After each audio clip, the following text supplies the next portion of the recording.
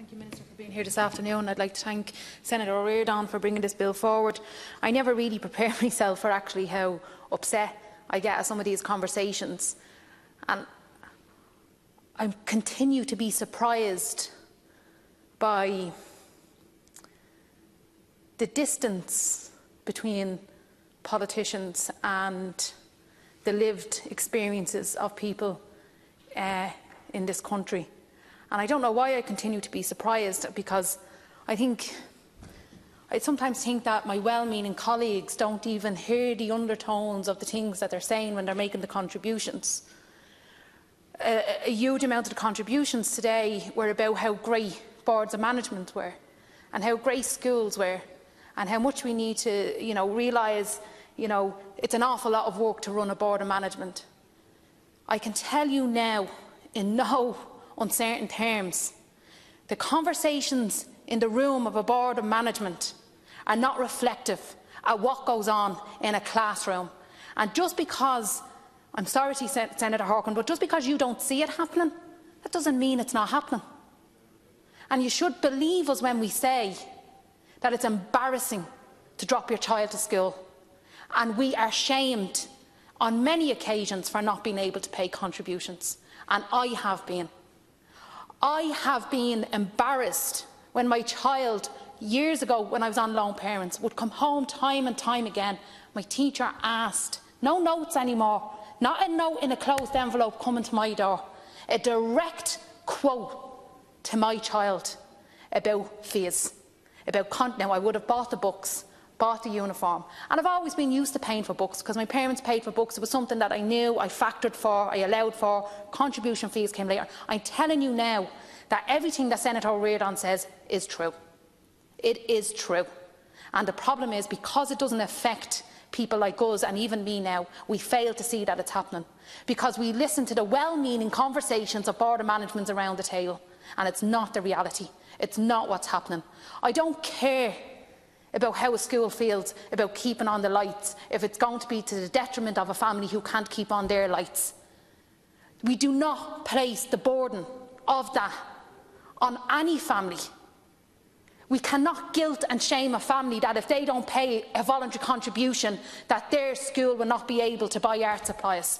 Why should any parent that is living on €180 to €250 a week, paying colossal rent, trying to feed a number of children, clothe a number of children, why should they be the one that has to pay to keep the school lights on?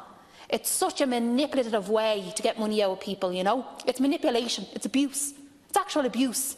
To say to parents, we won't be able to do this particular thing now in the school if you don't pay the student contribution fee.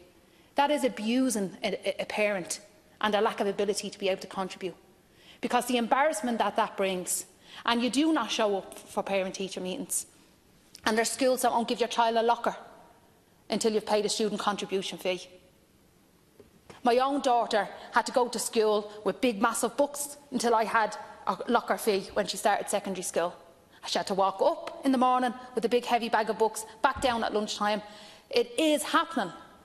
And I was least affected by it than a lot of people, because I didn't have to run my own home. I was very lucky to still live with my parents, and they supported me. But I watched, and it's happening all around the country, particularly in Dublin. And I can't account for outside Dublin, because I don't have experience of working with the parents there. So I will account for Dublin and say it is happening. And teachers are saying to students, you will not do this activity if you don't have... That was supposed to be paid 3 months ago. They're saying this directly to children. Poverty shaming children in front of their classmates, making the rest of the class aware that this child hasn't paid a particular thing. And now when we buy books, we don't even get to reuse them, because the department decided, or whoever it was that decided, we use workbooks now, where you write, you do your work on the book, in the pages. So we can't even hand the books down. So parents used to have an option where at least if they bought the books once, they ripple down through the family. That doesn't happen now. I had one teacher make a child, the parent, the grandmother had care of the children. I'm not sure what happened to the child's mother. And the parent did what they used to do in the 80s, and they wrapped the school books with wallpaper. Because that's what they did. The leftover wallpaper, wrapped them for a cover. The school took it off and said it didn't look neat and told her she was to go out and buy brown sheets or something to cover them. And this is happening every day in classrooms, and I'm only scratching the surface because I'll only ever have so much of the information.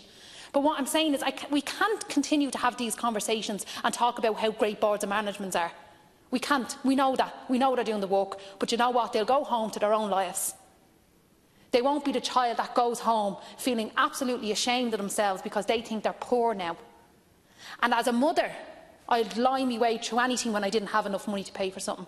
Or I'm just waiting for this payment, for explaining myself, justifying myself. I've watched my friends do it. And we don't even tell each other we can't afford it.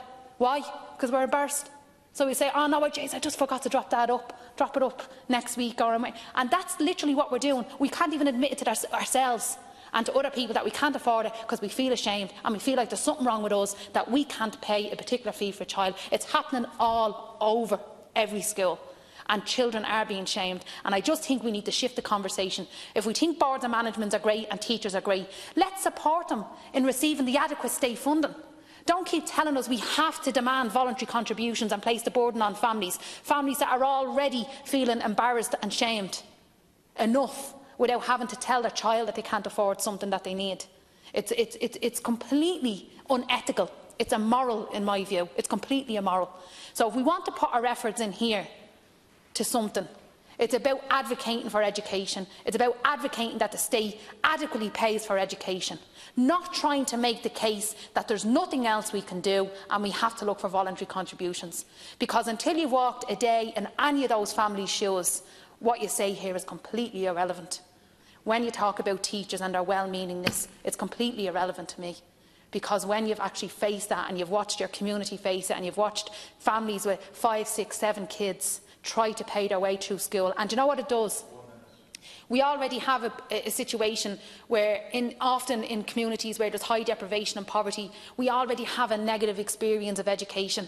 The last thing you need to do is further compound that and reinforce that by creating a negative situation between you and your classmates because you can't afford something, or you and your teacher. That should be an equal relationship of where people can flourish. And it's like what Éireann said, what it creates when you bring the money factor in. You create a transactional relationship between you and your school and you and your teacher, and it becomes less about learning and it becomes more about demanding money, and it becomes a service like every other authoritative service that we already have negative interactions with in many working class communities. And we need to remove that so that we can actually get to the true nature of education. And we, as politicians, need to trust families when they say that this is their experience, whether we sit on boards of management or not. Whether we sit on boards of management, because it's not. You can sit in a boardroom and you can be really inspired by the people around you and say, aren't they great? They're telling me they're doing all these things. But you're not sitting in those family homes listening to their stories and their experiences of interaction with the schools. And the problem is we are starving schools of resources, and it's nearly like we're creating this situation between them and parents and them and families, instead of supporting schools to receive the adequate funding so that they can have a real educational, transformative educational relationship with the people that they work with. So I refrain from getting really annoyed, but I just would ask people to watch when they're speaking, that just because they don't see something doesn't mean it's not happening, and just to open your eyes a bit more and actually engage with family members that actually experience this stuff. Okay,